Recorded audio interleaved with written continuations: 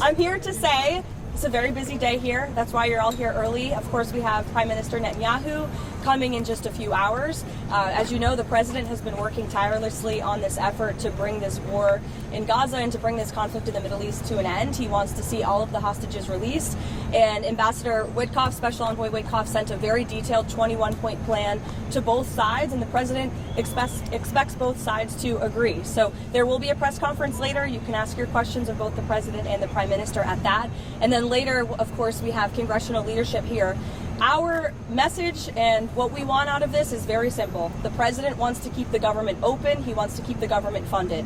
There is zero good reason for Democrats to vote against this clean continuing resolution. They voted for this exact same bill 13 times in the past. We want to keep the funding for our military, for our veterans, for our women and our children in this country continuing. We want the government to stay open. The president is giving Democrats one last chance to be reasonable today. Is the president prepared to negotiate with Democrats? Look, there is nothing to negotiate when you have a clean CR. Look, there are, of course, important policy discussions that can be had, but we are nearing a government shutdown and we are nearing a funding deadline, and the president wants to make this deadline. He wants to keep the government open. Karoline, the fact that there is a press conference today with the Israeli Prime Minister, it signals, I think, that he's expecting there to be a deal announced, or at least that Netanyahu is going to accept the proposed plan. Is that the hope that the president has today? Look, the president knows and believes that this is as good of a plan as these sides are going to see. And that's why it's 21 points. It's very detailed. It's comprehensive.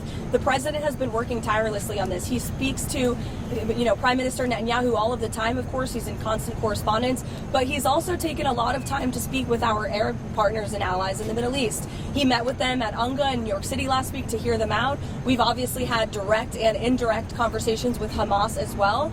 And ultimately, the president knows when you get to a good deal, both sides are going to leave a little bit unhappy. But we need this conflict to end. The president's made that very clear. He wants to see the killing stop. Is the expectation, though, that the Israeli Prime Minister is going to sign it today or agree to it? The president believes strongly in this plan, and he wants this to be the plan, and he wants this war to come to an end.